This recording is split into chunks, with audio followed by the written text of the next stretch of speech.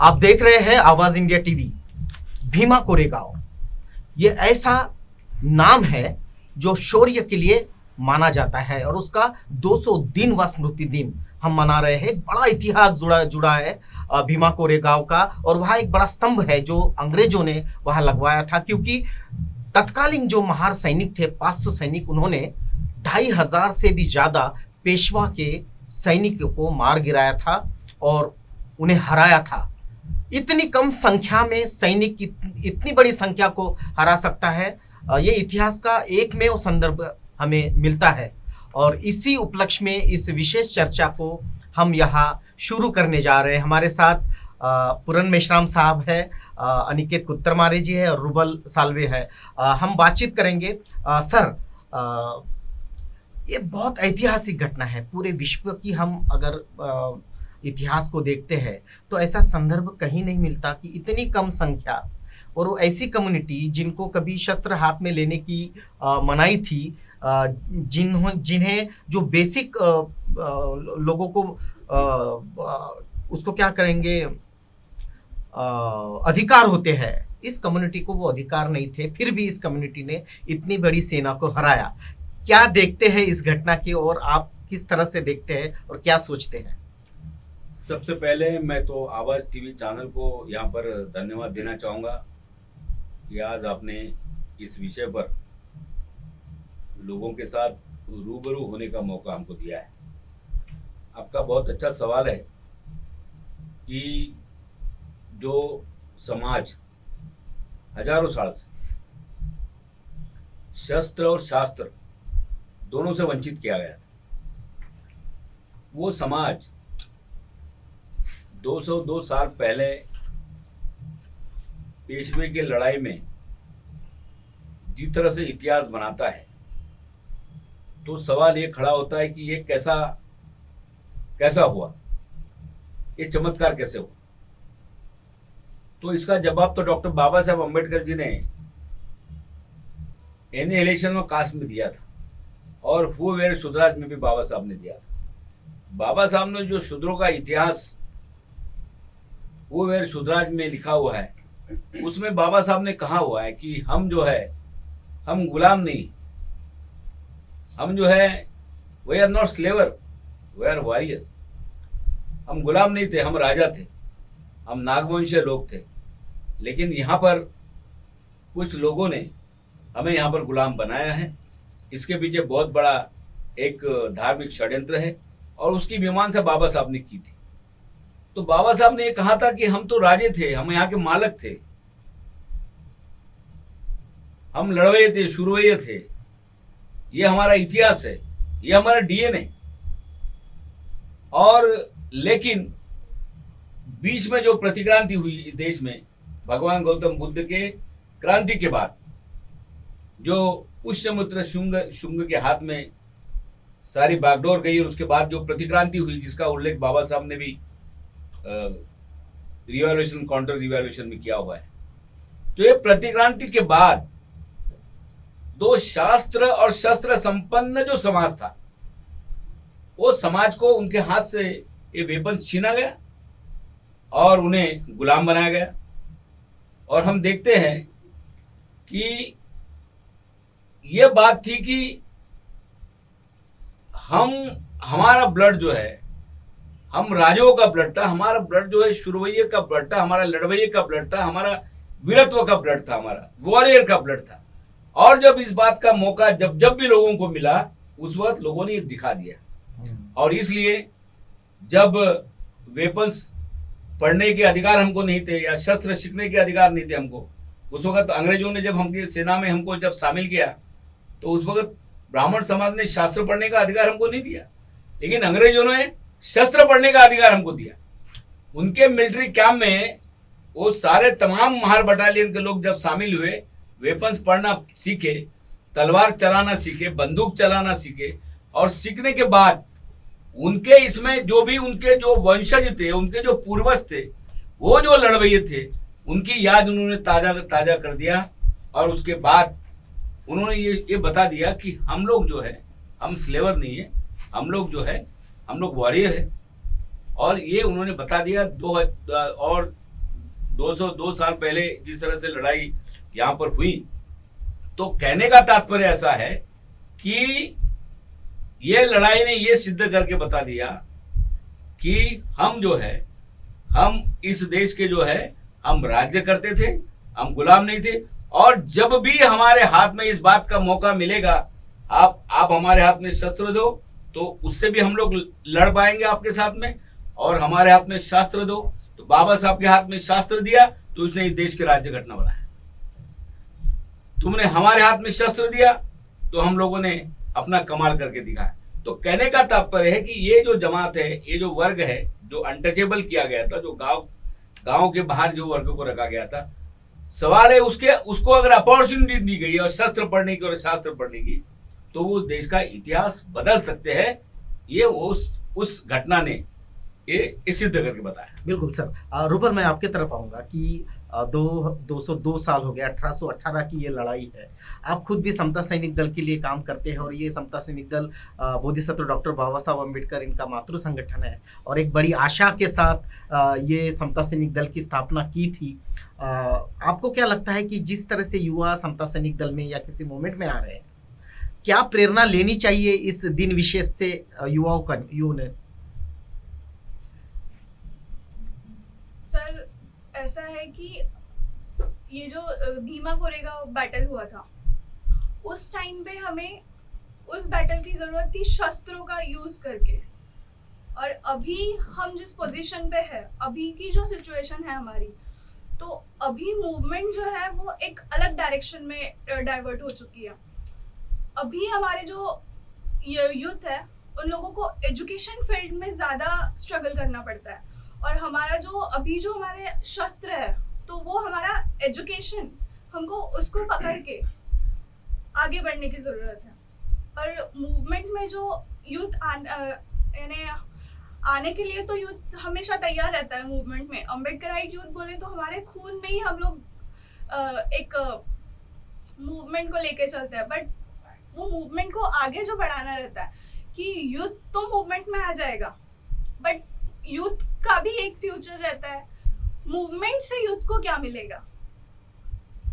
तो बड़ा सवाल है। मैं रोकूंगा रूबल आपको, मैं अनिकेत की तरफ जाऊंगा क्योंकि वो मूवमेंट के साथ बड़े अरसे से जुड़े हैं। एक सवाल उठ रहा है, अब ये यूथ इस प्रकार का सवाल, सर आपकी तरफ भी आऊंगा इसी सवाल को लेकर कि ये सब प्रश्न उठता है कि मूवमेंट से यूथ तो जुड़ेगा, मूवमेंट यूथ को क्या देगी? ये बड़ा सवाल खड़ा हो रहा है। जैसे कि फ्यूचर की बात रूबल ने कही कि हम लोग मूवमेंट में आएंगे, हमारे फ्यूचर के बारे में क्या होगा, ये फ्यूचर मूवमेंट क्या मिलेगा और क्या हम दे रहे हैं, इसको आप इस केमिकल को कैसे देखते हैं? सबसे पहले तो सबको जय भीम, सभी दर्शकों को और आवाज इंडिया टीवी का बहुत बहुत धन्यवाद जो इस चर्चा सत्र को हमें बुलाया सभी को। देखिए, मूवमेंट ने हमको अभी तक बहुत कुछ दिया है। अभी हमारे आने वाली पीढ़ी को अभी हम अपन मूवमेंट में काम कर रहे हैं। हमारी पिछली पीढ़ी ने काम किया, उसलिए उसको मूवमेंट मालूम पड़ी ना। हमको मूवमेंट मालूम नहीं पड़ी तो हमने काम किए होते नहीं किए होते।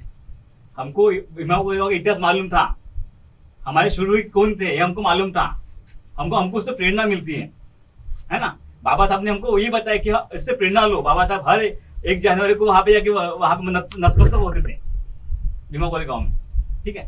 तो हमें उससे प्रेरणा लेना है, और उस टाइम हमारे पास शस्त्र थे, आज हमारे पास संविधान है। प्रेरणा क्या लेना है हमको संवैधानिक तरीके से हमको लड़ना है। और आज के जो युवा है, जरूरी नहीं कि उससे सभी मूवमेंट में एक्टिवली काम करना चाहिए, ये जरूरी नहीं है। अभी हम एक उदाहरण देना चाहता हूं कि जो first wave second wave corona आई थी, ठीक है, तो सभी लोग ग्राउंड में थे, ये जरूरी था, पर इसके लिए कुछ आर्थिक मदद चाहिए थी। और मेरे पास ऐसे कुछ युवा जुड़े थे कि इस मूवमेंट के लिए काम करने के लिए उन्होंने फाइनेंशियल हेल्प की। मूवमेंट से युवा जुड़े हैं अलग अलग तरीके से। मूवमेंट चलाता कौन है? मध्यम वर्गीय, झोपड़पट्टी में रहने वाला समाज ये मूवमेंट चलाता है। कभी किसी बड़े अधिकारी को मूवमेंट चलाते हुए दिखा है? बहुत कम है। उंगली पे गिनने लायक लोग हैं जो अधिक। नहीं तो आप देखते हैं कि उनका लड़का जाता है फॉरेन में पढ़ाई करने के लिए, बाहर जाता है। मूवमेंट में कोई अधिकारी अपने लड़कों को नहीं छोड़ता है ना। मूवमेंट चलाने वाला जो हमारा समाज है, जो झोपड़पट्टी में रहने वाला समाज है, वही चलाता है और आगे भी वही चलाएगा, है मुझे मालूम है। मूवमेंट के लोगों की भी यही अपेक्षा ही होती है कि वहीं से मूवमेंट जो आगे बढ़नी चाहिए। बिल्कुल सर, दो यूथ आपके दोनों हाथों पे बैठे, आप बीच में हैं, आप बहुत सीनियर मोस्ट है और ये कहा जाता है कि फ्यूचर, जब आपकी शुरुआत हुई हमें जितना पता है तो आपने कभी फ्यूचर की चिंता नहीं की और इस मोमेंट ने फ्यूचर कभी आपका खराब नहीं किया, उसे ब्राइट ही किया। और आप जहाँ से शुरू हुए थे, आप एक ऐसे जगह पर जाकर आपने अपनी सेवाएं दी जो सर्वोच्च स्थान था। आप कैसे देखते हैं दोनों प्रश्नों को?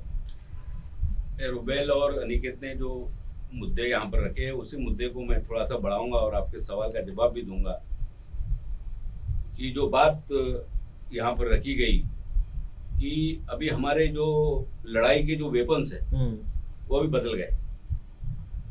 तो नए जनरेशन को और हमारे की मूवमेंट की जो भी नेतृत्व करते हो सारे तमाम लोग, चाहे मीडिया के हो, ब्यूरोक्रेसी के हो या अलग अलग जगह पर काम करने वाले हमारे सब लोग, जो उन्होंने अभी अपना नजरिया जो है बदलना बहुत आवश्यक है। क्योंकि जो युद्ध हुआ था उस वक्त वेपन जो थी, तलवार थे, भाले थे, बंदूक थी, लेकिन आज वेपन तो बदल गए। तो वेपन्स जो है वो डॉक्टर बाबा साहब अम्बेडकर के संविधान ने 2 वेपन्स हमको दिए लड़ाई में।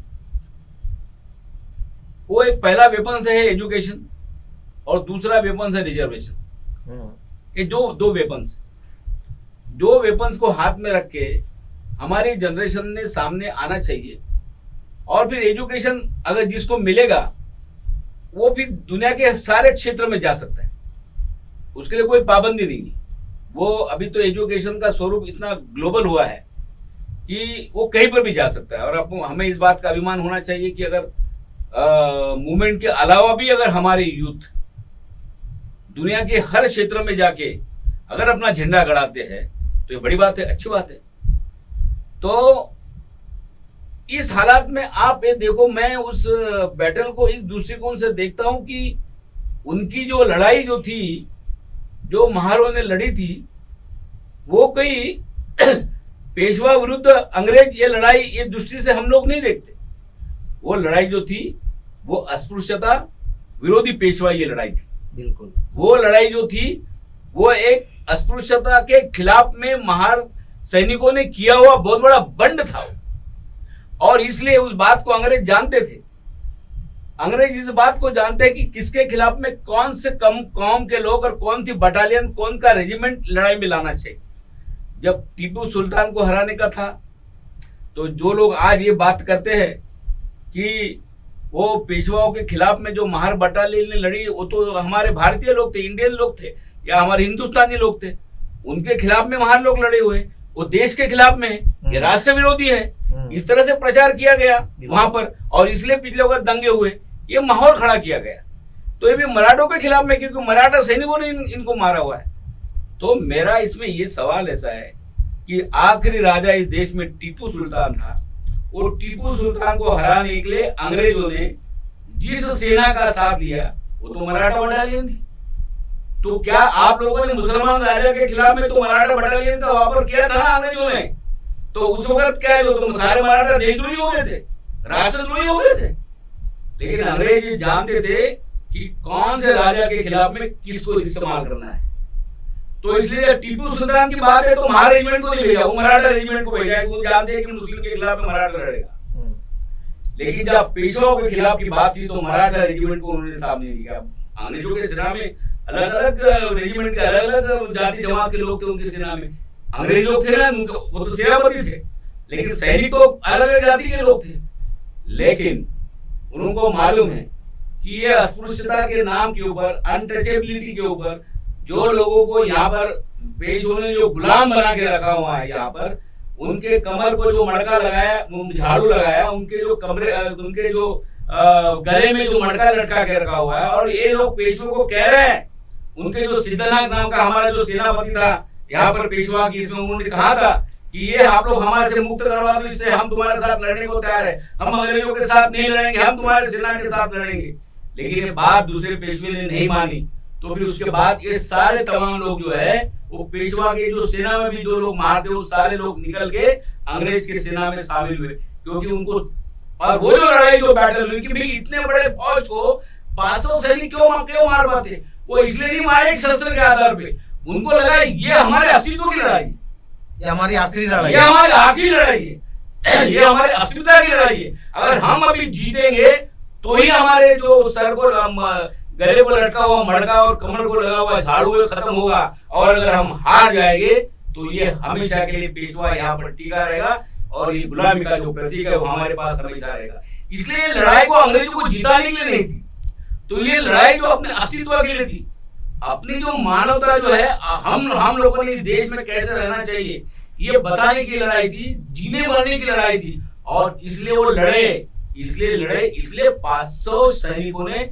वो सारे सेना की इस प्रकार की जो आत्मशक्ति जब अंदर आदमी के अंदर आती है तब वो लोग जीत पाते हैं। और ये इस बात ये बात जो अंग्रेजों को मालूम थी, इसलिए तो कम उनको मालूम था कि उनके पास 40,000 की फौज है, उसके बावजूद भी यहाँ पर सिर्फ 1,500 की जो बटालियन लेकर अंग्रेज लोग क्यों खड़े हो गए, क्योंकि उनको मालूम था कि ये हमारे पास के जो 500 जो मिलिटेंट जो लोग हैं वो उनके दिल में पेशवा के खिलाफ इस तरह से चिड़ है कि वो मर जाएंगे लेकिन वो उनको हरा के रहेंगे। तो ये बात को जानते थे, इसलिए वो जो बैटल जो हुआ, तो ये बैटल को सिर्फ एक लड़ाई के रूप में नहीं देखा जाना चाहिए। तो बैटल जो था वो ह्यूमैनिटी के लिए बैटल था, वो अनटचेबिलिटी के खिलाफ में बैटल था कि जो मानवता है उसके खिलाफ में बैटल था। और ये आखिरी लड़ाई थी। उसके बाद पेशवा को हराने के बाद जब महाराष्ट्र जो ये राज्य को उन्होंने देश में कब्जे में लिया, कई पूरा देश उनका आप में, और अंग्रेज जिस वक्त यहाँ पर आया तो सबसे पहले उन्होंने हमारे लोगों के कमर का जो झाड़ू है और सर का मटका है सबसे पहले निकाले, गुलामी का प्रतीक। तो मुझे ऐसा लगता कि वो अनटचेबिलिटी के खिलाफ में किया हुआ बहुत बड़ा बंड था। बिल्कुल। अब सवाल ऐसा है कि इसके सवालों का मैं जवाब दूंगा आपके, तो क्या जो अनटचेबिलिटी के खिलाफ में जो युद्ध हुआ, क्या इस सिनेरियो में अनटचेबिलिटी कायम है या नहीं है? बिल्कुल है। तो मेरा कहना है कि वो कायम है, उसके रंग बदल गए, उसके गले में मड़का नहीं है, कमर में झाड़ू नहीं है, लेकिन आज भी जो कॉन्स्टिट्यूशन ने हमें एजुकेशन दिया हुआ है, जो रिजर्वेशन दिया है, उसे छीनने की कोशिश पूरे जुडिशियरी के माध्यम से, पूरे सरकारी व्यवस्था के माध्यम से चालू है। आज महाराष्ट्र शासन हम लोग देखते हैं, फुले शाहू अम्बेडकर के विचारों पे चलने वाला ये राज्य, ये सरकार जब मागास वर्गीयों के आरक्षण के पदोन्नति के खिलाफ जीआर निकालती है, तो इसका मतलब क्या है? इसका मतलब है कि शासन व्यवस्था में एक नई अनटचेबिलिटी और नई अस्पृश्यता लाना चाहते हैं कि वो ये लोग जो है वो बड़े पदों पर न बैठे, एक प्रकार की अनटचेबिलिटी है। और क्या है? दूसरी बात है एजुकेशन के माध्यम से। आज हम एजुकेशन में देखते हैं, क्या एजुकेशन हमारे हाथ में रहा है? आज पूरे महाराष्ट्र में 19 यूनिवर्सिटी है, ये 19 यूनिवर्सिटी का एक भी वाइस चांसलर शेड्यूल कास्ट का नहीं, एक भी वाइस चांसलर तुम्हारा अनुसूचित जाति का नहीं है, एक भी वीजेंटी का नहीं है, एक भी माइनॉरिटी का नहीं है। तो ये प्रकार की पूरी शिक्षण व्यवस्था जो रजिस्ट्रार एक भी अनुसूचित जाति का नहीं है। तो यहाँ की सारी हायर एजुकेशन की सिस्टम है, ये सिस्टम में अगर तुम्हारे लोग जो है हैवनॉट क्लास के, अगर वो किसी पद पर विद्वान होने के बावजूद भी अगर बैठ नहीं सकते, तो इसका मतलब क्या है? ये अनटचेबिलिटी नहीं है। बिल्कुल है। ये प्रकार की अनटचेबिलिटी है जो हायर एजुकेशन में, जो एजुकेशन छीनने की बात है। हमारे यहाँ की बाबा साहब ने 1942 में गवर्नर जनरल को एक डिपुटेशन दिया था, और उस मेमोरेंडम में बाबा साहब ने इस बात की मांग की थी कि इस देश के धोरण प्रक्रिया में जो है वो दलित आदमी को आप लोगों ने सहभागी करना चाहिए। धोरण प्रक्रिया, नीति निर्धारण के प्रक्रिया में जब तक ये लोग बड़े पदों पे जब तक नहीं आएंगे, और बाबा साहब उस वक्त मिनिस्टर थे, और बाबा साहब ने वो गवर्नर जनरल को कहा था कि एक मिनिस्टर बनाने से दलितों के सवाल नहीं जुड़ेंगे, लेकिन इस देश की धोरण तय करने वाले प्रक्रिया में जब तक दलित विद्यार्थी शामिल नहीं होंगे, इस देश का नक्शा नहीं बदलेगा। तो ये बात हम लोग देखते हैं कि आज हायर एजुकेशन की बात मैं करूंगा, शिक्षा की, आज जो भी देश की एजुकेशन पॉलिसी बनाती है, फिर यूनिवर्सिटी ग्रांट कमीशन हो, तुम्हारे मेडिकल काउंसिल ऑफ इंडिया हो, डेंटल काउंसिल ऑफ इंडिया हो, एआईसीटी हो, एनआईसीटी हो, ये जो सारी एजुकेशन की पॉलिसी हर विद्या शाखा में बनाती है, आज उसके चेयरमैन कोई तो कोई शेड्यूल ट्राइब के लोग हैं, आज उसके कोई मेंबर है, वो धोरण तय करने की प्रक्रिया में आज तुम्हारे लोग हैं। आज 335 देश में केंद्रीय विद्यापीठ है, लेकिन 335 केंद्रीय विद्यापीठ पे एक भी अनुसूचित जाति जमाती का वाइस चांसलर नहीं है। आप मुझे बताइए ये अनटचेबिलिटी नहीं है तो और क्या है। तो इसलिए वो भी लड़ाई अनटचेबिलिटी के खिलाफ में थी, और आज 2021 में भी एक नई अनटचेबिलिटी शासन व्यवस्था में आई हुई है। और सारे जुडिशरी हम लोग देखते हैं आज इनामदार वर्सेस जो सुप्रीम कोर्ट ने जजमेंट दिया, टीएमआई के केस में जो जजमेंट दिया, वो प्रोफेशनल एजुकेशन में और अभिमत विद्यापीठ में और प्राइवेट यूनिवर्सिटी में रिजर्वेशन निकाल दिया एडमिशन में। तो ये सुप्रीम कोर्ट ने रिजर्वेशन निकाल देना, इसका मतलब क्या होता है कि जो दलित तबके के लोग जो है, एससी एसटी के लोग जो है, उन्होंने सिर्फ गवर्नमेंट कॉलेज में पढ़ना चाहिए, प्राइवेट इंजीनियरिंग कॉलेज में नहीं पढ़ सकते, प्राइवेट यूनिवर्सिटी में आप नहीं पढ़ सकते, तुमको देरी दो रिजर्वेशन सुप्रीम कोर्ट ने निकाल दिया।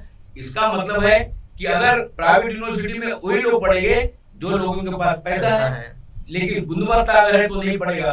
तो आप मुझे बताइए कितनी जगह है आपकी गवर्नमेंट यूनिवर्सिटी में या ग्रांटेड कॉलेजेस में, लिमिटेड जगह है, फिर लड़के लोग जाएंगे कहाँ? तो ये लड़के कहाँ जाएंगे, ये सवाल जब खड़ा हो जाता है तो फिर एक प्रकार की नई अनटचेबिलिटी तुम यहाँ पर एस्टैब्लिश कर रहे हो, ये बात दिखती है। नई एजुकेशन पॉलिसी है, यूथ लोगों का सवाल है, नई एजुकेशन पॉलिसी में क्या कर रहे हो लोग? विदेश के 200 विद्यापीठ हम लोग देश में लाना चाहते हैं, 200 विद्यापीठ। आप मुझे बताओ कि 200 विद्यापीठ हमारे देश में आके आप लोग शुरू कर दोगे, ऑक्सफोर्ड शुरू करवा दोगे, हार्वर्ड शुरू करवा दोगे, उसकी फी कितनी रहेगी? क्या उसमें रिजर्वेशन रहेगा? नहीं रहेगा। फिर इसका मतलब है कि आप एक दूसरा एक वर्ग तैयार करना चाहते हैं एजुकेशन में, और इन लोग जो लोग हैं वो लोगों को आप एडमिशन नहीं देना चाहते, यानी दूसरे एक दो वर्ग एक देश में खड़ा करना चाहते हैं जो एजुकेशन पैसे से खरीद सकता है। यानी पहले यहाँ की एजुकेशन व्यवस्था जो थी वो मनु के हाथ में थी, आज वो मनी के हाथ में। पहले यहाँ की एजुकेशन व्यवस्था कास्ट बेस्ड थी, अभी कॉस्ट बेस्ड है। तो हमारा विद्यार्थी मनु से भी लड़ रहा, मनी से भी लड़ रहा, हमारा विद्यार्थी कास्ट बेस्ड एजुकेशन से भी लड़ रहा, कॉस्ट बेस्ड एजुकेशन से भी लड़ रहा। तो ये प्रकार की नया न्याय व्यवस्था ने और सरकारी व्यवस्था ने एजुकेशन में और तुम्हारे रिजर्वेशन के नौकरी के मामले में एक नई अस्पृश्यता पैदा की है। इसलिए वही महार जो ओ अनटचेबिलिटी के खिलाफ में लड़े, वो सारे महारों का वीरत्व शुरत्व जो है वो नए जनरेशन में जब तक जागरूक नहीं होगा, वरना एक दिन आएगा कि ये तुम्हारे वेपन्स छीनने की उनकी साजिश है।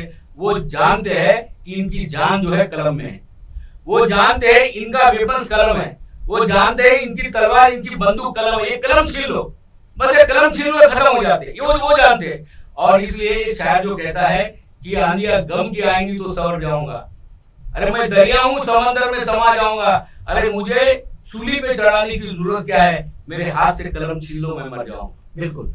रुबल सर जिस तरह से बात कर रहे थे वो आपका भी प्रश्न था अपने फ्यूचर के बारे में, और अनिकेत आप दोनों से ये चर्चा हम करेंगे कि जिस तरह से आपने सवाल उठाया, मोमेंट ने क्या दिया? मोमेंट ने नौकरियां दी, मोमेंट ने एजुकेशन दिया। आज जितने भी यूथ आईआईटी में होंगे, आईएम में होंगे, एमबीबीएस में होंगे, सरकारी नौकरियों में होंगे, उनके पैकेज लाख रुपए के हैं, 2 लाख के, 3 लाख के हैं। अगर हम हिस्टोरिकल परिप्रेक्ष्य में उसको जाए, तब सिद्धनाथ तलवार लेके लड़ रहा था, रायनाथ तलवार लेके लड़ रहा था, गणनाथ तलवार लेके लड़ रहा था। आज सिद्धनाथ के हाथ में आईआईटी है, गणनाथ के हाथ में आईआईएम है, सारे हाथ में है, लेकिन ये योद्धे आज कहाँ गायब है? ये कहाँ होंगे? इनकी कितनी जरूरत समाज को है? आपको क्या लगता है? वही सर, जैसे एजुकेशन फील्ड, तुम आप एजुकेशन ले लेते हो, एक जॉब पोजीशन में चले जाते हो, और आज की जो सिचुएशन है वैसी है कि कुछ लोग जैसे जैसे वो लोग जॉब करने जाते हैं, कोई अच्छी पोजीशन ग्रैब कर लेते हैं, उसके बाद ऐसा होता है कि ये अपनी कास्ट को ही भूल जाता है और वो अपनी कास्ट को छुपाता है। तो ऐसा है कि इनको जो है वो बेसिक बचपन से अपने घर से वो मूवमेंट होनी चाहिए।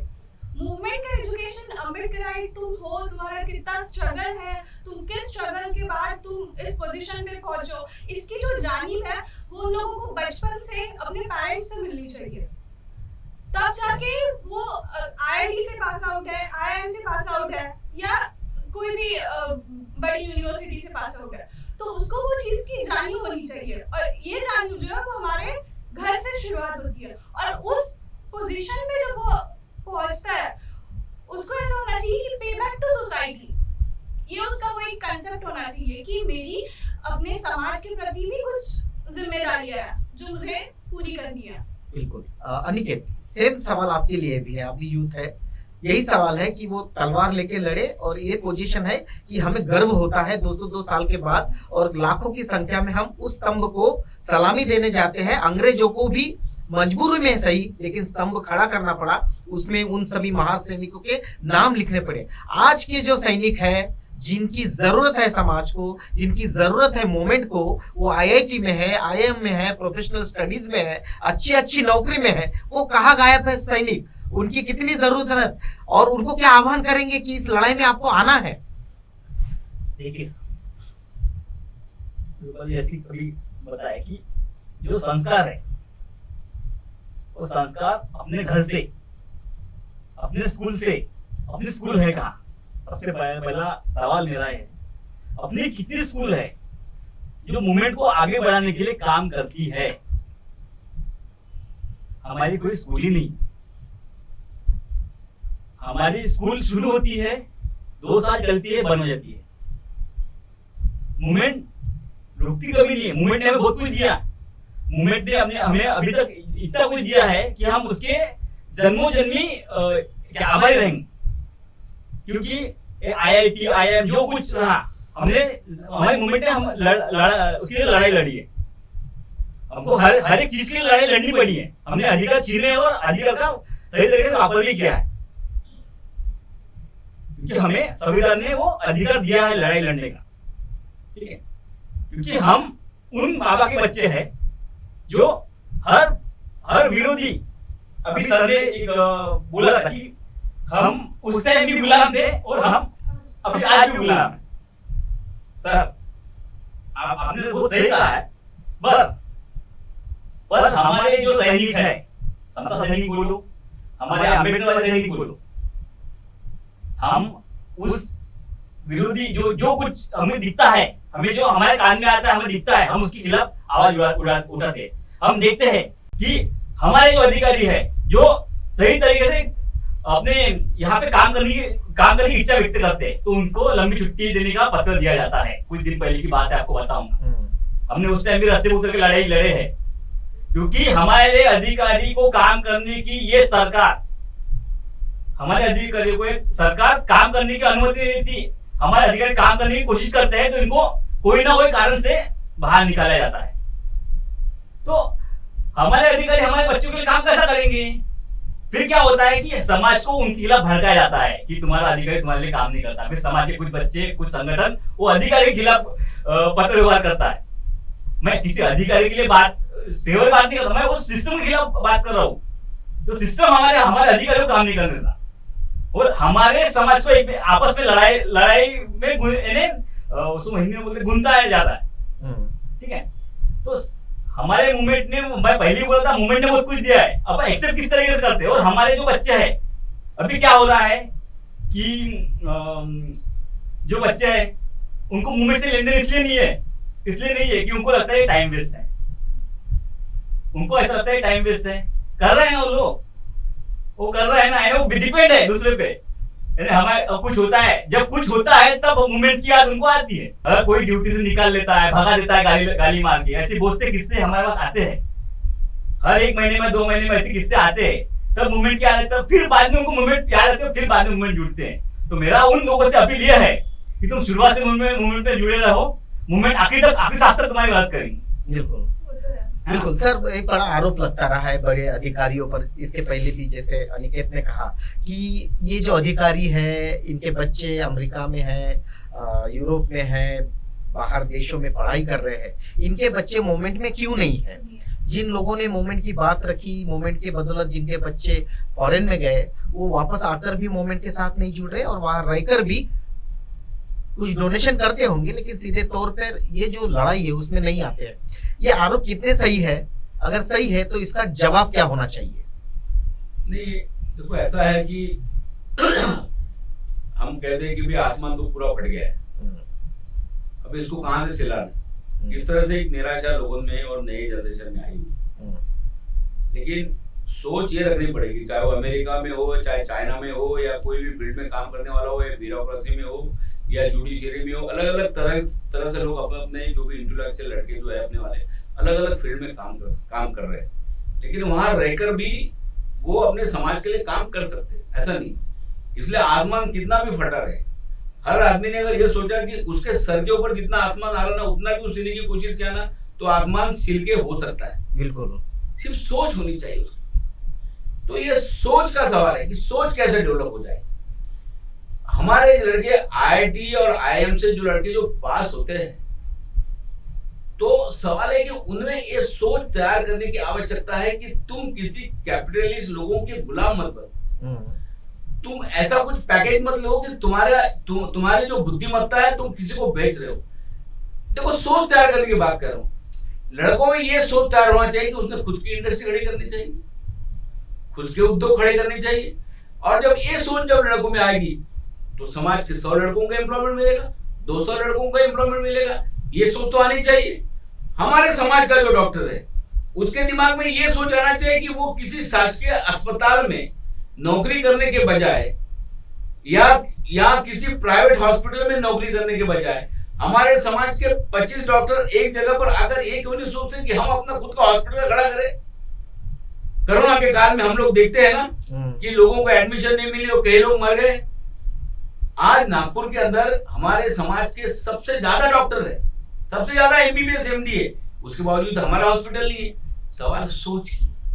तो मेरा कहना क्या है, इंटेलेक्चुअल रहो, आप हर फील्ड में रहो, सिर्फ तुम्हारे सोच को थोड़ा सा जो है उसको प्रो सोशल करना पड़ेगा, प्रो सोसाइटी करना पड़ेगा और वो आप कर सकते हैं। इसलिए थोड़ी सोच है कि जितने भी हमारे सारे जो लोग जो भी तुम्हारे आईआईटी वाले हैं या इंजीनियर्स है वो अपने टैलेंट के आधार पर गए। वो फील्ड भी जो बाबा साहब ने खुद कहा था, ये गवर्नर जनरल को डेपुटेशन देते वक्त कि हमारे एससी एसटी के जो लोग हैं वो सिर्फ आर्ट में ही पढ़ रहे हैं। और 1942 में फिगर बाबा साहब ने दिया था कि हमारे लड़के इंजीनियरिंग कॉलेज का एक भी लड़का अभी तक इंजीनियर नहीं हुआ। 1942 के बाद बाबा साहब कहते हैं। तो आप इस तरह से एजुकेशन और स्कॉलरशिप प्रोवाइड करो कि हमारे लड़के इंजीनियर बने, टेक्निकल एजुकेशन ले, क्योंकि इंजीनियर और टेक्निकल एजुकेशन जब लेंगे तब कहीं वो एम्प्लॉयमेंट ले पाएंगे और जब एम्प्लॉयमेंट लेंगे तो उनकी आर्थिक परिस्थिति ठीक होंगी। ये बात उन्होंने उस वक्त कही थी। तो सवाल ऐसा है कि आप लोग सिर्फ नौकरी के लिए नहीं जाना चाहिए, आप लोगों ने ये सोच रखना चाहिए कि जो समाज की वजह से मुझे ये मिली है डिग्री, तो मैं उसमें अपना उद्योग कैसे खड़ा कर पाऊं, अपनी इंडस्ट्री कैसे खड़ी कर पाऊं। तो फिर समाज में बहुत सारे उदाहरण है। नागपुर में सिख समाज के उदाहरण है, नागपुर में तुम्हारे मारवाड़ी समाज के उदाहरण है, जो माइनॉरिटी का नागपुर में तुम्हारे सिंधी समाज का एग्जाम्पल है। तो जिनके पास कुछ नहीं था वो लोग जब शरणार्थी बनकर आए थे तो फिर आपके पास तो सब कुछ है। तो ये सोच करनी पड़ेगी। तो ये जो टैलेंट है, ये टैलेंट जो है वो समाज के काम में आ सकता है, नहीं आ सकता ऐसा नहीं। दूसरे ब्यूरोक्रेसी में हमारे जो लोग काम करते हैं, तो ब्यूरोक्रेसी में काम करने वाले सब लोगों के बारे में कहना है कि ऑफिसर बन गया कुछ काम नहीं करता। तुम लोग को देना चाहिए, सोसाइटी क्यों नहीं देना चाहिए। आप लोग ठीक है, तुम्हारे ऊपर अन्याय अत्याचार होता है तो समाज तो तुम्हारे लिए खड़ा हुआ है। हम तो अम्बेडकर कॉलेज में मैं 1982 में प्रेसिडेंट चुन के आया था, स्टूडेंट मूवमेंट से मैं खड़ा हुआ और हमेशा मैं नागपुर डॉक्टर अम्बेडकर कॉलेज में प्रेसिडेंट था। 3 साल यूआर चुन के आया वहां पर। कभी क्लास ही नहीं करता था क्योंकि मेरे को टाइम नहीं मिलता था। इतने स्टूडेंट के प्रॉब्लम वो सारे अम्बेडकर कॉलेज में गवई गाना फुलझड़ियों के खिलाफ में सारी लड़ाई लड़नी पड़ती थी। पूरे 10 साल उसी में गए, टाइम नहीं मिलता था। लेकिन जब भी एग्जामिनेशन आती थी तो मैं एक अननोन अज्ञात घर में अपने आप को बंद कर लेता था और महीना भर पढ़ाई करता था। उसके बावजूद भी सारी एग्जामिनेशन में फर्स्ट डिवीजन में पास हुई। तो मैं वो यूनिवर्सिटी में मोर्चे लेके जाता था बार बार, अलग अलग इशू के लेके। तो दादा साहब कार्मिक वहां पर वाइस चांसलर थे, तो उन्होंने मुझे एक बार डेपुटेशन लेकर गया। तो उन्होंने कहा कि पूरण अभी मुझे तुझसे अकेले में बात करना है, तो सारे लोगों को बाहर कर दे और तू अंदर आ जा। मैं गया, अभी दादा साहब कार्मिक साहब क्या बात करना चाहते हैं। तो बोले पूरण ये मेरे बाजू की कुर्सी किसके, मतलब रजिस्ट्रार की है। तो बोले तुम हमेशा मोर्चे लेके आते हो, बोलते हो कि भाई मुझे ये दो मुझे वो दो, आप ऐसे कुर्सी पर क्यों नहीं बैठते कि तुमने मांगना नहीं, तुमने देने की ताकत तैयार होना चाहिए। तो जो ऑफिसर जो इसलिए बनते हैं समाज के अंदर कि उनमें देने की ताकत तैयार हो जाती है। तो ये रजिस्ट्रार की कुर्सी खाली है ना, तू ऐसा कुछ कर कि तू यहाँ बैठ। दैट टाइम उस वक्त मैं बीकॉम पार्ट 2 में था, लेकिन मेरे दिल में एक वाइस चांसलर ने ये दिमाग में तो डाल दिया कि तुम एक कुर्सी में बैठ सकते।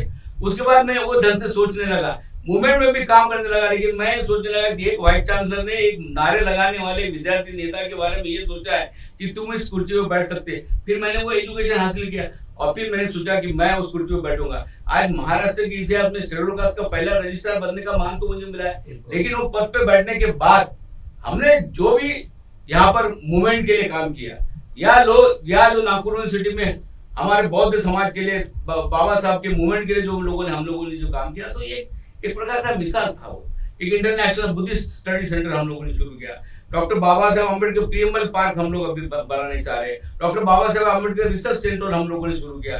डॉक्टर बाबा साहब अम्बेडकर के 800 किताब का एक बहुत बड़ा ऐसा ऐतिहासिक बुक हम लोगों ने पब्लिश किया। अच्छा, बहुत सारे काम हम लोगों ने किया, तो लोग कर सकते हैं, लेकिन क्या है, तो सवाल है सोच का। तो वो सोच जो है, वो सोच मूवमेंट से तैयार करती है। आज नए जनरेशन के सामने मुझे ये कहने में बिल्कुल कहने का मतलब बुरा नहीं लगता, आज नए जनरेशन के सामने स्टेज नहीं है। आज तुम्हारे आरएसएस के सामने जब वो लड़का जन्म होता है, बोलना शुरू हो जाता है, तो उनके पास स्टेज है, वो सीधा आरएसएस ज्वाइन करता है। जब वो स्टूडेंट बनता है, सीधा एबीवीपी ज्वाइन करता है।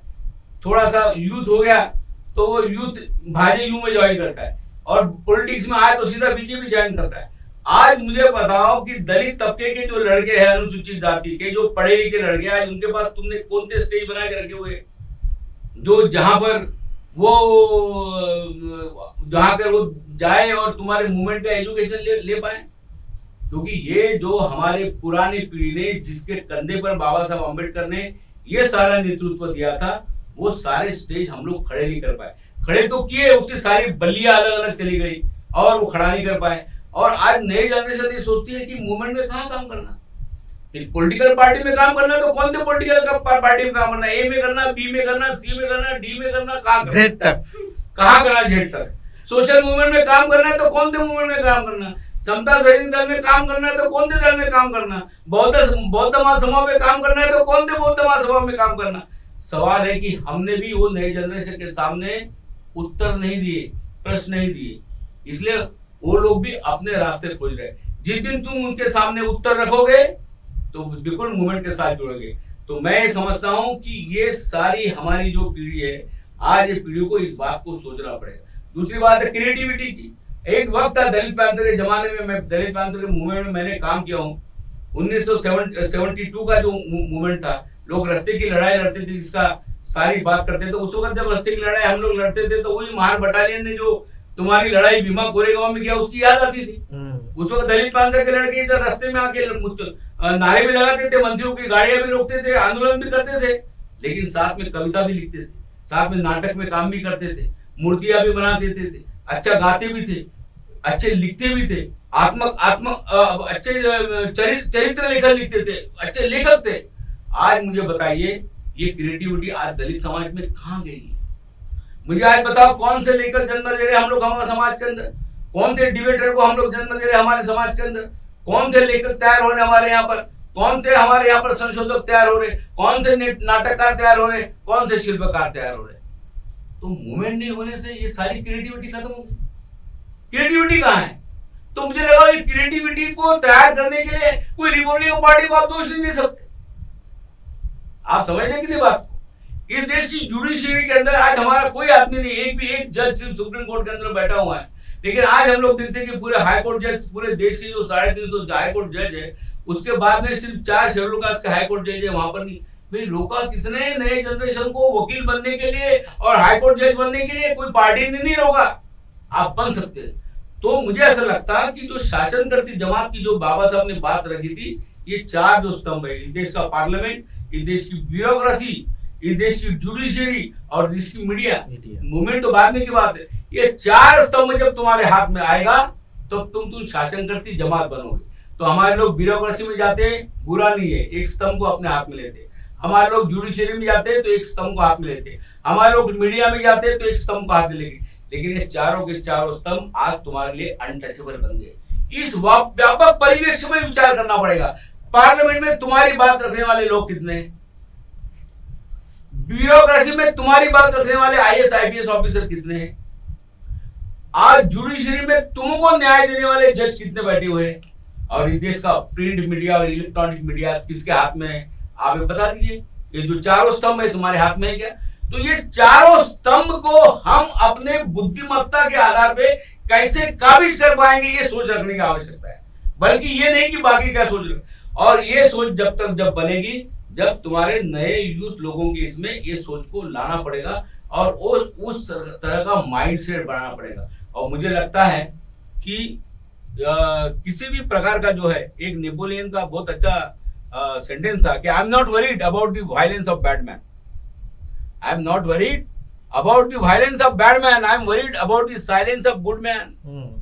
इस देश में हिंसा हो रही है, दुर्जन लोग हिंसा कर रहे हैं, उससे मैं दुखी नहीं हूं, लेकिन जब दुर्जन हिंसा कर रहे हैं, इस देश का सज्जन आदमी शांत तो बैठा हुआ है, ये सबसे दुख की बात है। और इसलिए जो लोगों को ऐसा लगता है कि भाई ये सब सिस्टम में हिंसाचार हो रहा है, सामाजिक, सांस्कृतिक, राजकीय सारे लेवल पे, तो देश का जो सुजान आदमी है, सज्जन आदमी है, आम्बेडकरी समाज की जो सज्जन शक्ति है, वो चाहे प्राध्यापक हो, वो चाहे ऑफिसर हो, वो चाहे तुम्हारा इंजीनियर हो, वो चाहे उद्योगपति हो, वो चाहे डॉक्टर हो, ये जो सज्जन शक्ति है, जो बाबा साहब ने कमाई पे जो लोग आज खा रहे हैं, समझो, वो सारे सज्जन शक्ति को इस बारे में विचार करना पड़ेगा। छोड़ दो आरपीआई को, छोड़ दो गुटबाजी को, लेकिन कुछ ऐसे लोग तो इकट्ठा हैं, ऐसे लोग तो साथ में बैठे हैं कि भाई हम लोगों ने सोचना चाहिए कि छोड़ो बाद में। अरे जब कांशीराम जैसे का नेतृत्व जब सामने आया था, तब उन्होंने तो ये सारे बैरक छोड़ के वो सामने आए थे ना।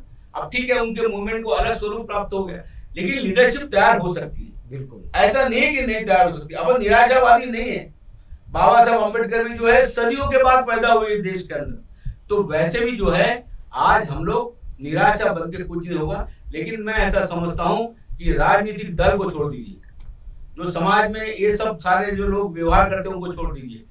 जो तबका है, जो लोगों के बारे में सोचता है, जो जैसा आप लोग सोचते हैं, ये सोचते हैं, हम सोचते हैं, सारे लोग सोचते हैं, ऐसे सोच रखने वाले लोग जो है आज बड़ी संख्या में है, और वो सारे सोच करने वाले लोगों ने एक जगह आना चाहिए। अब आप लोग राजकीय पार्टी की बात करते हो, मैं आपको बता रहा हूँ राजकीय पार्टी में क्या होता है कि जैसे कि कोई रिपब्लिकन पार्टी के लोग हैं, मैं अगर एक आधे पार्टी में काम करता हूँ तो मैं ये सोचता हूँ, मेरी सोच तैयार है पॉलिटिक्स के बारे में क्या है, लेकिन वहां पर जो काम करने वाले जो कार्यकर्ता है, उनको ऐसा लगता है कि मैंने नगर सेवक बनना चाहिए, मैंने आमदार बनना चाहिए, मैंने खासदार बनना चाहिए, क्योंकि उनकी सोच वही है। और बाबा साहब क्या करते हैं कि बाबा साहब कहते हैं कि राजनीति जो है वो तुम्हारी जिंदगी का साध्य नहीं है, वो समाज परिवर्तन का साधन है। लेकिन हमारे राजनीति में हमने क्या कर दिया, इसको सब हमारी जिंदगी का साध्य बना दिया। आमदार झालो, मंत्री झालो, खासदार झालो, कारण हे आमच्या जीवनाचं साध्य आहे। अरे साध्य नाही आहे, ते साधन आहे, आणि म्हणून बाबासाहेबांनी मंत्रिपदाचा राजीनामा दिला होता, त्या साधनाचा वापर नहीं झाला म्हणून, आणि म्हणून इसलिए इस चीज को साधन समझना चाहिए, साध्य नहीं। और इसलिए जिस दिन हमारे समाज के लोग अपनी नौकरियां, अपनी राजनीति, अपना पद जिस दिन समाज परिवर्तन का साधन समझेंगे, साध्य नहीं, उस दिन परिवर्तन होगा। तो ये सोच को लाना पड़ेगा। और जो नहीं हमारे सारे जो लोग हैं, कुछ लोग सोच कर रहे हैं, सोच विचार कर रहे हैं, उसको बैठक होती है। मुझे ऐसा लगता है राजनीति को तुम लोगों ने इसलिए छोड़ दिया कि दलित प्रांत के मूवमेंट में हम लोग काम करते थे, तो क्या करते थे, हम सारे तमाम रिपब्लिकन पार्टी के लोगों को गालियां देते थे। हम दलित मुक्ति सेना में काम करते थे, हम क्या करते थे, हम तमाम रिपब्लिकन पार्टी को गालियां देते थे। उससे क्या हो गया, नए जनरेशन का ऐसा माइंडसेट तैयार हुआ कि कोई आरपीआई में काम ही नहीं करता, क्योंकि हमने तो गालियां दिया। लेकिन परिस्थिति ऐसी आई कि जो दलित प्रांत में जो लोग चला रहे थे और दलित मुक्ति सेना जो चला रहे थे, आज रिपब्लिकन पार्टी के नेता बन गए, और आज वो कह रहे हैं कि हमारे पार्टी में आओ। अरे तुमने तो भाषण देके बोला नए जनरेशन को इधर मत काम मत करो, ये तो सब ऐसे लोगों की पार्टी है, और आप ये सोचोगे कि नई जनरेशन एक पार्टी में काम करेगी, क्योंकि सोच तुमने बदल दी है। और ये सोच बदल दी, बाद में तुम्हें उस पार्टी के लोग बने, और आज वो पॉलिटिकल पार्टियां ऐसे लोगों के हाथ में जिन्हें केवल सत्ता चाहिए, बिल्कुल, इसलिए उनके हाथ में गई, और नए लोग वह काम नहीं करना चाहते। बोले गांधी ये गंदी नाली है, इसमें कौन काम करेगा। हम बहुत सारे ऑफिसर्स लोग जो है, मैं डॉक्टर मुंगेकर के साथ में काम किया हूँ, मैं डॉक्टर थोरा साहब के साथ में काम किया हूँ, मैंने बहुत सारे इंटेलेक्चुअल लोगों के साथ में काम किया हूँ, और मैंने उनके सामने सोच रखा कि सर छोड़ दो ना इनको, आप सामने आओ, आप पॉलिटिकल विंग खड़ी कर दो, हम तुम्हारे साथ में काम करेंगे। अरे आपकी लीडरशिप लोगों को चाहिए, लेकिन आप किसी पॉलिटिकल पार्टी का हिस्सा नहीं बनो। क्यों लोग सामने नहीं आते, क्यों पॉलिटिकल लीडरशिप अपने हाथ में नहीं लेते। और फिर ऐसे लोगों के हाथ में पॉलिटिकल लीडरशिप है क्योंकि अच्छे लोग उनके पास में है ही नहीं, सब सत्ता को देखने वाले लोग हैं, इसलिए वो सारे निर्णय ले रहे हैं पार्टियां सब उनके हाथ में। रिपब्लिकन पार्टी है, पार्टी बाबा साहब के सोच की पार्टी थी, इसलिए बाबा साहब ने के रिपब्लिकन पार्टी के 7 वारे के ऊपर जो है ना बाबा साहब का नाम लिखा हुआ है। ये अनधिकृत अतिक्रमण इन लोगों का, इसलिए जिस पार्टी के 7 वारे के उतारे पे बाबा साहब का नाम लिखा है वो पार्टी को वो जमीन को कब्जे में लेने के तुमको सबने को सामने आना चाहिए। तब पॉलिटिकल विंग आप अपने हाथ में लोगे, तब सोशल विंग आप अपने हाथ में लोगे। सोच को बदलना होगा, ऐसा नहीं होगा अरे नाली गंदी आहे आपण तिथे गेलो तर आपले पाय भरतील, आपला शर्ट भरेल, आपला चांगला टेरिकॉटचा पॅन्ट आहे तो खराब होईल, असं नाही होणार आहे। मग तो तुम्ही नदीवर फक्त कविता लिहित बसा, किनाऱ्यात राहून फक्त लेख लिहित बसा, पण तुम्हाला जर नाली साफ करायची असेल तर तुम्हाला तिथे उतरावं लागेल। राजकारण जर घाणेरडे झालं असेल तर कविता करून चालणार नाही, शिव्या देऊन चालणार नाही, तुम्हाला उतरावं लागेल, हातामध्ये टिकास पावडर घ्यावं लागेल आणि घाणेरडे झालेलं नालं साफ करावं लागेल। तेव्हा नदीचे मालक तुम्ही व्हाल, सागराचे मालक तुम्ही व्हाल, पॉलिटिकल पार्टीचे मालक तुम्ही व्हाल। ती सोच नव्या इंटेलेक्चुअल लोकांमध्ये तयार झाली पाहिजे की दलिताची पॉलिटिकल विंग आता आम्ही आपल्या हातात घेऊ, दलिताची सामाजिक विंग आम्ही आपल्या हातात घेऊ, दलितांची जी धार्मिक आंदोलन जे आहे ते आम्ही घेऊ। अनेक लोक आज किनाऱ्यावरच आहेत, सगळे इंटेलेक्चुअल किनाऱ्यावरच आहे, सगळे समुद्राच्या किनारी, नदीच्या किनारी, बाहेर तिथेच राहून फक्त टाळ्या घेऊन राहिले, आतमध्ये कोणी मुळीच नाही घेऊन राहिलेले आहे। तुम्ही सगळे आपल्या डोळ्यापुढे दिसणारे सगळे लोक, तुम्हाला काहीतरी विचार करावा लागेल ह्या पॉलिटिकल मुवमेंट बाबत, सोशल मुवमेंट बाबत, रिलीजियस मुवमेंट बाबत। आणि हा जो मोठा वर्ग इंटेलेक्चुअल वर्ग जो आहे, मग तो IIT मधला असो, IIM मधला असो, MBBS वाला असो, MD वाला असो, की मग तुमचा मग BA केलेला असो, कोणताही असो, सिनेट मध्ये असो, अनेक मोठा वर्ग आहे। विद्यार्थी मुवमेंट मधला काम करणारे लोक होते, हे सगळे काय नवीन जे कार्यकर्ते आहेत ते सगळे कार्यकर्ते होतो। या सगळ्यांनी बसून त्यावर विचार केला तर 100% मार्ग निघू शकतो, निराशावाद नाही आहे। आणि म्हणून हा जो भीमा गोरेगावचा दिवस आहे ती प्रेरणा देणारा दिवस आहे, लक्षात ठेवा। बिल्कुल इतना सारा सर ने मार्गदर्शन किया रुबल, मैं आपकी तरफ आता हूँ। आप अभी तो शुरुआत है आपकी इस मोमेंट में, ये जो निराशा फेंकने की बात है और सर ने जिस तरह से कहा कि किनारे पे बैठकर कविता करने वाली बात नहीं है या नाले को साफ करना है तो उसके बाजू में नहीं, उसमें उतरना चाहिए। आपको लगता है कि यूथ ने आकर इस तरह के काम करने चाहिए? हाँ सर, बिल्कुल यूथ ने जो है वो इस मूवमेंट में एंटर होना चाहिए और इस मूवमेंट को समझना चाहिए। एक अब मेरा खुद का एग्जांपल है कि मैं अपने इंजीनियरिंग के फर्स्ट ईयर से मैं SSG से जुड़ी हुई थी और आज मैं इंजीनियर हूँ, जॉब कर रही हूँ और फिर भी मैं अपनी मूवमेंट के साथ जुड़ी हुई हूँ। ऐसे अपनी मूवमेंट में बहुत से लोग हैं, जैसे कोविड के टाइम पे जैसे सर ने बोला कि हमारा एक हॉस्पिटल होना चाहिए, तो SSG के थ्रू हमने कोविड चैरिटी क्लिनिक भी, बुद्धा कोविड क्लिनिक जो है वो भी ओपन किया था। तो ऐसे ही कि अपनी जो लोग हैं वो अपनी यूथ जो है वो आगे आके वर्क कर रहे हैं, बट उनको उतना सपोर्ट भी चाहिए सारी चीज़ों में। अब हमारा कोई एक बिजनेस, कोई हमारे यूथ बिजनेस न्यू फाउंड करने की कोशिश करते हैं, तो ऐसा है कि वो लोग ज़्यादा दिन तक चला नहीं पाता है। तो उसका रीज़न ये है कि उनको सपोर्ट उस यानी जैसे है कि अभी सिंधी मारवाड़ी जैसे सर ने एग्जाम्पल दिया कि बिजनेस फील्ड में बहुत आगे है। तो ये क्यों आगे है कि क्योंकि उनको जो है वो अपनी जो कम्युनिटी है उनसे सपोर्ट मिलते आता है। वैसे हमारी कम्युनिटी में हमको सपोर्ट मिलता है क्या? जब हमारे यूथ उस फील्ड में उतरते हैं, कुछ ट्राई करते हैं कुछ इनोवेटिव करने का, तो हमारी फील्ड से जो सपोर्ट रहता है हमारी इससे वो नहीं मिल पाता है उतना स्टूडेंट्स को। जितना यानी स्टूडेंट की कैपेबिलिटीज यानी हमारे यूथ की कैपेबिलिटी भी उतनी होगी, फिर भी वो उतना आगे नहीं बढ़ पाता है।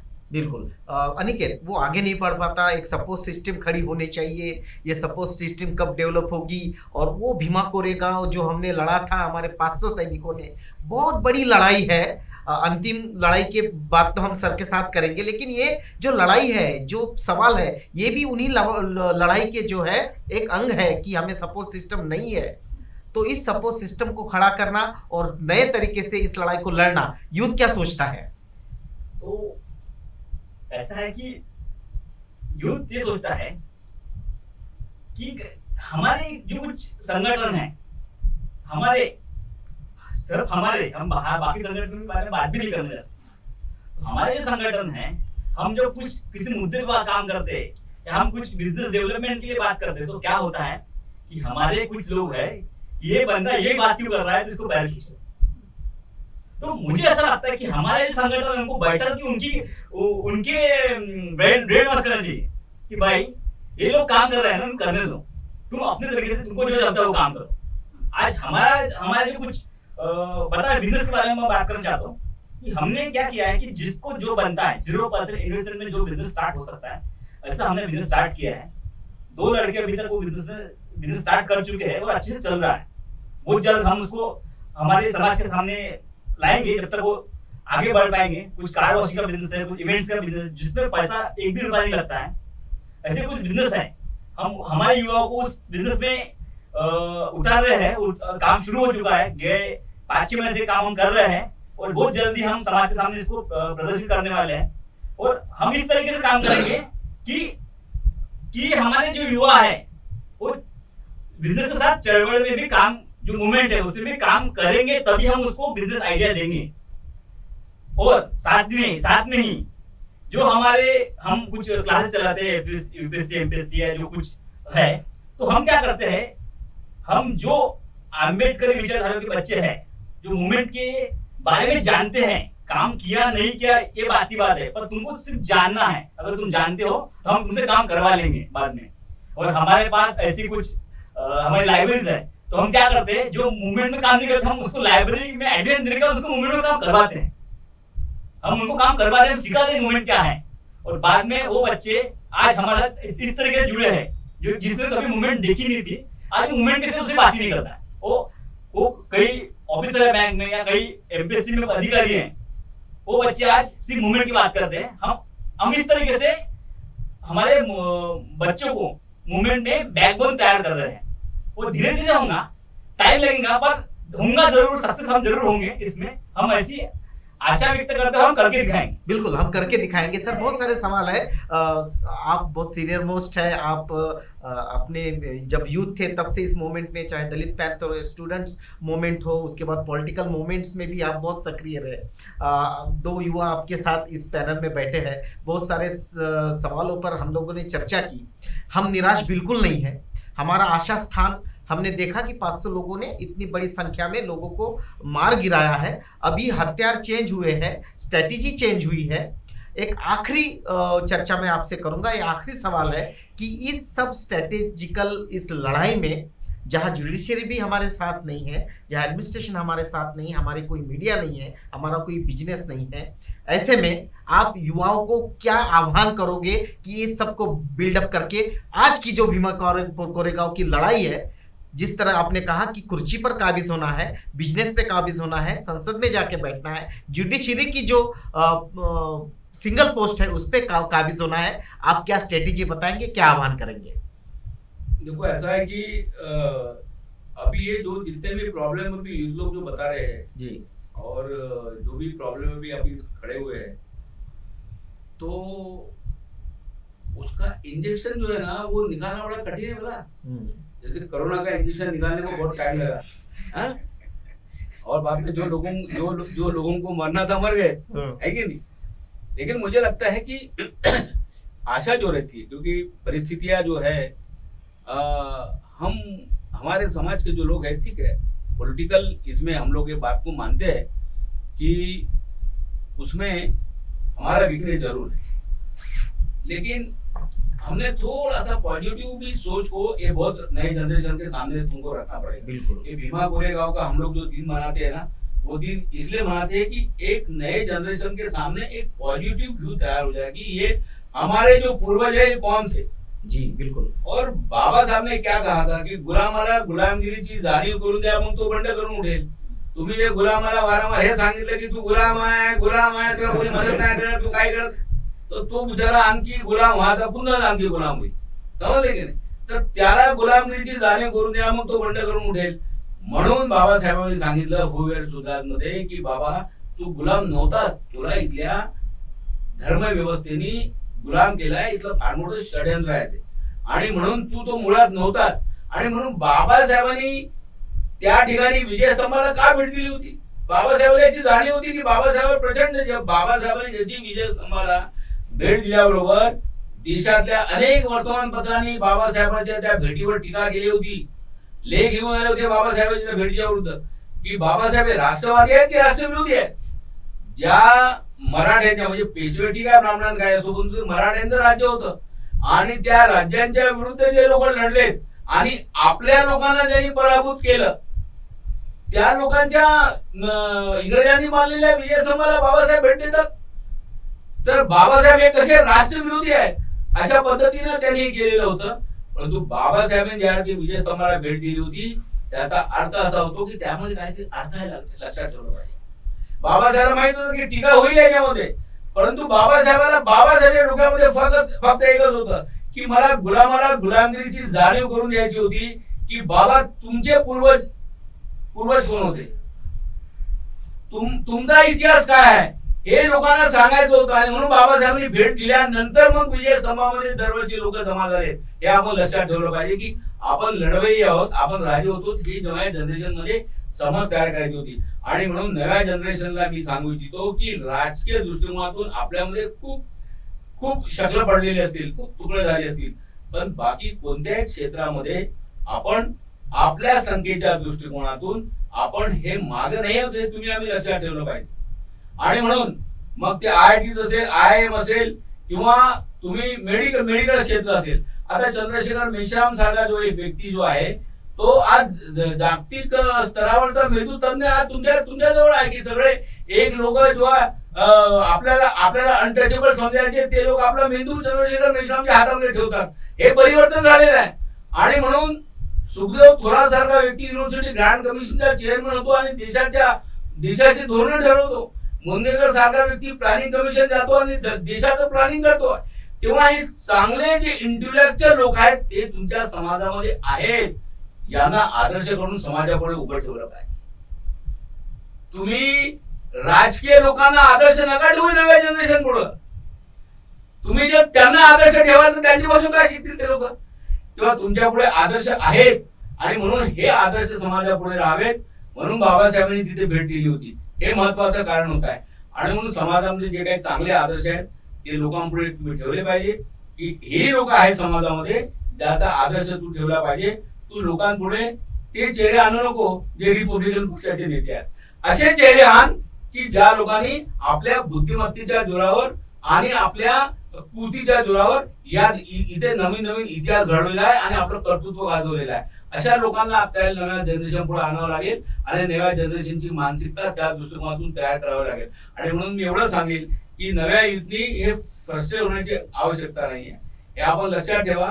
1950 बाबासाहेब निर्वतल्यानंतर म्हणजे 1956 नंतरचा जो काळ आहे त्या 56 नंतरच्या काळानंतर आपण ज्या परिस्थितीतून आपली मुवमेंट सगळी गेलेली आहे त्या मुवमेंटचा जर विचार केला की बाबासाहेबांनी मृत्यूच्या काही दिवस अगोदर घोषणा केली होती की मला पूर्ण भारत बौद्धमय भाग करायचा आहे. बाबासाहेब राहिले नाही. म्हणजे 14 ऑक्टोबर 56 बाबासाहेब दीक्षा देतात आणि 6 डिसेंबरला बाबासाहेब एकदम तुमच्या 20 दिवसानंतर बाबासाहेबांचं निधन होतं. बाबासाहेब रिपब्लिकन पक्षाची कॉन्स्टिट्यूशन तयार करत नाही. ते बाबासाहेब फक्त खुले पत्र लिहितात. म्हणजे बाबासाहेबांनी पॉलिटिकल मुवमेंट सुद्धा रिपब्लिकन पक्षाच्या नावावर उभी करू शकले नाही, पक्ष सुद्धा उभे करू शकले नाही. आणि बाबासाहेबांनी काम सगळं आपल्याकडे सोपून दिलं होतं. जे खांदे बाबासाहेबांच्या नंतर ज्या लोकांच्या खांद्यामध्ये मुवमेंट आली ते खांदे जे मजबूत नव्हते आणि ते खांदे नंतर वेगवेगळ्या सत्ताधाऱ्यांचे गुलाम झालेत आणि त्यामुळे पॉलिटिकल आपण मागे चाललो हे करता येईल. परंतु तेवढ्याच जोमाने बाकी क्षेत्रामध्ये आपण फार पुढे आलेलो आहे. आणि म्हणून ही एक सुप्त ताकद आहे.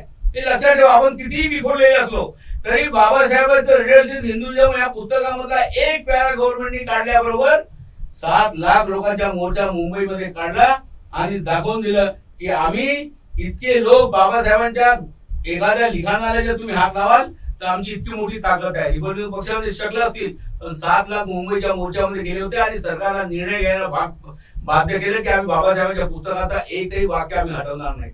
आम्ही तेच खैरलांच्या प्रकरणामध्ये पाहतो. जगाच्या वर्तमानपत्रांनी नोंद घेतली होती खैरलांची जे हत्याकांड झालं भारतामध्ये ज्या पद्धतीचं आंदोलन झालं तेवढं आंदोलन कोणत्याही इश्यूसाठी अॅट्रॉसिटीच्या इश्यूसाठी जगामध्ये झालेलं नाहीये. ही सुप्त ताकद आहे आंबेडकर समाजामध्ये.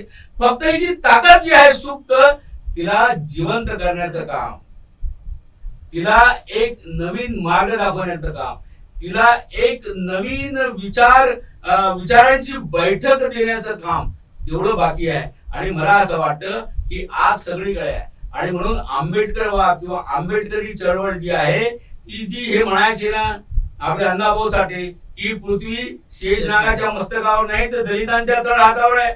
रिपब्लिकन पक्ष आंबेडकरी मुवमेंट हे राजकीय नेत्यांच्या हातात नाही तर तुमच्या आमच्या सर्वसामान्य कार्यकर्त्यांच्या हातामध्ये मुवमेंट आजही जिवंत आहे. ती मेलेली नाहीये, तुम्ही लक्षात ठेवलं पाहिजे. आणि म्हणून ही मेलेली अशा पद्धतीचं वातावरण भारतामध्ये तयार केलं जातं आणि ते बोट दाखवलं जातं रिपब्लिकन पक्षाकडे. तर हा आमचा समाज नाहीये, तो आमचा पक्ष नाहीये, ती आमची अस्मिता नाहीये, तो आमचं तत्वज्ञान नाहीये, ते आमची विचार नाहीये, ती आमची मुवमेंट नाहीये. आमची मुवमेंट ही खैरलानीच्या रूपानं पुढे येते. आमची मुवमेंट मंडळ आयोगाच्या रूपानं पुढे येते. आमची मुवमेंट नामांतराच्या रूपानं पुढे येते. आमची मुवमेंट जी आहे जेव्हा जेव्हा कधी दलितावर अत्याचार झाले तेव्हा हे लोक सुप्त ताकद पुढे येते. ही ताकद आजही कायम आहे. त्यामुळे निराशा ठेवण्याची आवश्यकता नाही. फक्त एवढंच आहे की ऍटम बॉम्ब जिवंत आहे, त्याला अंगार कोण लावणार आहे? ते हात, ते बोट, ते हात सजवले पाहिजे. आणि म्हणून ह्या सगळ्या हातांना एकजूट करण्याची आवश्यकता आहे. आजही समाजामध्ये ते पोटेन्शियल आहे. मला असं वाटतं की आजही समाजामध्ये जे सगळे हिंदू लोक असतील, मग ते मुंगेकर असतील, थोरा साहेब असतील, नरेंद्र जाधव असतील, जे कोबळागडे असतील, यशवंत मनोहर असतील, अनेक लोकांचे नाव घेता येतील. तर आपल्या लोकांना माहिती असलेलं नाव, अननोन नाव आहे पूर्ण देशामध्ये, पूर्ण जगामध्ये आहे. जगाच्या पातळीवर अमेरिका असेल, US असेल, लंडन असेल, ते डॉक्टर आंबेडकरी मिशन त्या वेगळं ऑर्गनायझेशन काम करतात. खूप मोठं पोटेन्शियल आहे. फक्त हे पोटेन्शियल कुठेतरी त्यांना एकत्रित करण्याची आवश्यकता आहे. आणि मला असं वाटतं की आज जो ह्या युथच्या पिढीच्या नंतर जो 60 वर्षानंतरचा जो वर्ग आहे त्या वर्गाने या संबंधामध्ये काही आपसामध्ये चर्चा सुरू आहे त्या सगळ्या करून मला वाटतं एक दिशा जी आहे त्याला वेळ लागेल. ते ताबडतोब असं नाही आहे की आता एकदम उपाय सांगा बनवलं इंजेक्शन आणि टूलचा आणि मिळून दुसऱ्या रिझल्ट मिळतील. RSS ला आपली सत्ता आणण्यासाठी किती वर्ष लागलेली आहे. त्यांचा पार्लमेंटमध्ये एक खासदार होता, आज त्यांची पूर्ण सरकार आहे, लक्षात ठेवलं पाहिजे आपण. आणि म्हणून त्या निगेटिव्ह स्थितीतून त्या लोकांनी काम केलं. जे मिसामध्ये संपूर्ण 11 मध्ये तुरुंगात झाले तर ते तुरुंगात राहून त्यांनी चिंतन केलं, मंथन केलं की ज्या व्यवस्थेने आम्हाला तुरुंगात घातलं ती व्यवस्था आम्ही हातामध्ये घेऊ. तुम्ही तुरुंगात गेले नाही, तुम्ही तुरुंगाच्या बाहेर आहात, परंतु तुरुंगात असल्यासारखे आहात. तुम्ही लोकांनी हा विचार केला पाहिजे त्या विजय स्तंभाच्या रूपाने की जे लोक 11 महिने मिसामध्ये राहतात परंतु हे चिंतन करतात की आम्ही जेव्हा बाहेर निघू तेव्हा ज्या सरकारने आम्हाला आतमध्ये घातलं ते सरकार आम्ही हातात घेऊ. तर ती वेळ आज तुमच्यावर आलेली आहे. या विजय स्तंभाच्या रूपानं तुम्ही या संबंधामध्ये चिंतन करा, मंथन करा. दिवस काही वाईट नाही, ते सगळ्या लोकांनी बसून चिंतन केलं. पोटेन्शियल आजही जेवढं आमच्याकडे आहे तेवढं कुणामध्ये नाही. बाबासाहेब आंबेडकर सारखा विचारधन तुमच्याकडे आहे, महात्मा फुले सारखं विचारधन आहे, अरे भगवान गौतम बुद्धा सारखं विचारधन आहे. तुमच्याकडे काय कमी आहे? त्यांच्याकडे तर कोणतंच विचारधन नाही आहे, तरी सरकार त्यांच्या हातामध्ये आहे. अरे तुझ्याकडे सर्व आहे, काय म्हणतात, तू सगळं तुझ्याकडे असताना सुद्धा तू उपाशी आहे. तशा पद्धतीची स्थिती आहे, सर्व आहे तुझ्यापाशी, अरे तरी तू कसं आहे उपाशी, अशी परिस्थिती आहे. त्यामुळे पोटेन्शियल सगळं आहे. समाजाकडे चांगली जे काही पद आहे ते पद आहेत, चांगल्या चांगल्या पदावरील लोक काम करत आहेत, चांगले चांगले संपत्ती लोकांकडे आहे, सगळं आहे. परंतु हा जो सगळा वर्ग आहे जो हॅव झालेला आहे त्याने आपल्या समाजातल्या हॅव नॉट वर्गाचा विचार करण्याची आवश्यकता आहे. शहरी समाजातले लोक आज मोठ्या मोठ्या नोकऱ्यांमध्ये काबीज झालेले आहेत, याचा यांनी जो उल्लेख केलेला अनिकेतनी. तर ग्रामीण विभागामध्ये आजही शिक्षण पोहोचलेलं नाही आहे. तर तुम्ही त्यांच्यासाठी कसं काय शिक्षण त्या लोकांच्या दारापर्यंत पोहोचणार त्याचा विचार आपण तुम्हाला सगळ्या लोकांनी केला पाहिजे. तर त्या गोष्टीतून व्यापक विचार करण्याची आवश्यकता आहे. त्याला वेळ लागेल, त्याला काळ लागेल, परंतु तो विचार करणं तुम्हाला या 1 जानेवारी पासून तुम्ही सुरू केलं पाहिजे की आमचे जे पूर्वज आहेत ते इतके लढवय्ये होते. आमचं वेपन्स जे आहेत एज्युकेशन आणि आरक्षण हे हिसकवण्याचा प्रयत्न एका दुसऱ्या पेशवाईच्या माध्यमातून या ठिकाणी होत आहे. आता दुसरा पेशवा त्या युद्धात मिळाला, तिसरा पेशवा दिल्लीमध्ये तयार झालेला आहे. या पेशव्याच्या विरुद्ध लढाई लढायची असेल तर मग तुमच्या हातचे जे वेपन्स, या देशातली व्यवस्था जे संपते ते वेपन्स कायम ठेवण्यासाठी तुम्हाला कसा विचार करता येईल. समाजातल्या सगळ्या इंटेलेक्चुअल वर्ग, सगळ्यात समाजातला सगळा पैसेवाला वर्ग, सगळ्याचा विचार करणारा वर्ग, युथ जे लोक काम करू इच्छितात, समाजामध्ये पॉलिटिक्स मध्ये काम करू इच्छितात, सामाजिक क्षेत्रात काम करू इच्छितात, त्या सगळ्या लोकांची एक प्रकारे मोठ बांधून एक नवी दिशा ठरवणं आवश्यक आहे आणि ती मला वाटतं त्या दृष्टिकोनातून ती वेळ आज आलेली आहे आणि लोक त्या दृष्टिकोनातून विचार करतील असा आशावाद आपण व्यक्त करूया. नाहीतर येणारी पिढी जी आहे ती पिढी तुम्हाला माफ करणार नाहीये. ती पिढी हाच विचार करेल कि आप हमारे जनरेशन ने हमको क्या दिया, आमचे जे बाप दादा होते त्यांनी आम्हाला काय दिलं, काय दिलेलं नाहीये. त्यामुळे आम्ही आहोत. आणि म्हणून उद्या जर रिझर्वेशन संपलं, आता जे प्रायव्हेट सेक्टरची आम्ही बाका करतो, हे लक्षात ठेवा की खाजगीकरण नवीन सोच, आता नवीन अनेक ठिकाणी भाषण करायला मी जातो तेव्हा मी सांगतो की आता प्रायव्हेटायझेशन सगळीकडे सुरू आहे. त्यांना माहित आहे की रिझर्वेशन दिलं तर हे लोक रिझर्वेशन घेतात, सगळे पद काबीज करतात. त्यामुळे सगळ्या सार्वजनिक क्षेत्रातल्या कंपन्या असतील किंवा उद्योग असतील, आता रेल्वे असतील, हे सगळं प्रायव्हेटायझेशन सुरू होणार आहे. म्हणजे प्रायव्हेटायझेशन सुरू केलं म्हणजे काय जाणार आहे, रिझर्वेशन जाणार आहे. आणि म्हणून हे प्रायव्हेटायझेशन करून राहिले, हे ग्लोबलायझेशन करून राहिले. त्यामुळे प्रायव्हेटायझेशन आणि ग्लोबलायझेशनचा घोडा जो आहे तो घोडा इतका तुफान वेगाने धावत आहे की इतका वेगाने धावत आहे की आम्ही जर ह्या घोड्याचा विरोध करत राहिलो, मुर्दाबाद, हा घोडा मुर्दाबाद, खाजगीकरण मुर्दाबाद, तुमचं ग्लोबलायझेशन मुर्दाबाद, तर तुम्ही मुर्दाबाद करतच राहाल आणि या घोडा तुम्हाला समोर चालला जाईल. आणि तुम्ही या घोड्याला अडवण्याचा प्रयत्न केला तर तो तुम्हाला इतका वेगात आहे की तो तुम्हाला तुडवून चालला जाईल. तेव्हा नवीन सोच हे तयार केली पाहिजे की खाजगीकरणाचा आणि ग्लोबलायझेशनचा जो घोडा आहे त्याच्या विरुद्ध नारे लावण्यापेक्षा त्या घोड्यावर बसून त्याची लगाम हातात घ्या आणि या घोड्याला आपल्या दिशेने घेऊन जा, आंबेडकरवादाच्या दिशेने घेऊन जा, बुद्धवादाच्या दिशेने घेऊन जा. ती सोच तुमच्यामध्ये निर्माण करण्याची आवश्यकता आहे. मी नव्या जनरेशन बद्दल आशावादी आहे की नवी जनरेशन येत्या काळामध्ये त्या विचारांनी पेटलेली आहे. आज जरी ती चीड व्यक्त करते, दलित प्रांताने एका काळामध्ये चीड व्यक्त केली होती. कोणत्याही संघर्षामध्ये अगोदर चीड उत्पन्न केली जाते माणसाच्या मनामध्ये. बाबासाहेबांनी जेव्हा या गुलामगिरी विरुद्ध आवाज जेव्हा उभा केला होता तेव्हा चीड उभा केली होती व्यवस्थेच्या विरुद्ध.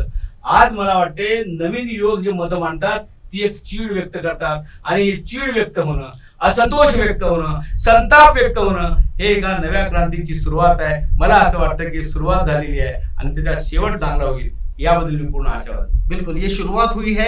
भीमा कोरेगांव के 202 साल पूरे हो रहे हैं. एक नया आशावाद है. जिस तरह से हमारे तीनों पैनलिस्ट ने यहाँ चर्चा की कि हम बिल्कुल भी निराश नहीं है. जो परिस्थिति आई है उस परिस्थिति को हम उसका सामना करेंगे, उसके खिलाफ लड़ेंगे. और जिस तरह से पूरन मेश्राम सर ने ये बात कही है कि जो ये नए घोड़े तैयार हुए जो दौड़ रहे हैं उन घोड़े पर कैसे बैठा जाए, उनकी लगाम हाथ में लेकर अपनी दिशा में इन घोड़ों को कैसे दौड़ाया जाए, इस पर हम चर्चा करेंगे. आप सबको इतिहास पता है कि केवल और केवल 500 महारों ने पेशवाओं की 27,000 सेना को परास्त किया था, मार दिया था. वेपन चेंज हुए हैं, लड़ाई चेंज हुई है, लेकिन लड़ाई जारी है. क्रांति प्रतिक्रांति की लड़ाई आज भी जारी है, कल भी जारी रहेगी. हमें तैयार रहना है. आने वाली पीढ़ी के हाथ में नए शस्त्र देने हैं, उन्हें संगठित करना है और इस लड़ाई के लिए बिल्कुल तैयार रहना है. आप तीनों इस पैनल डिस्कशन में आए, यहाँ चर्चा की. आप तीनों का बहुत बहुत धन्यवाद. आप देख रहे हैं आवाज इंडिया टीवी.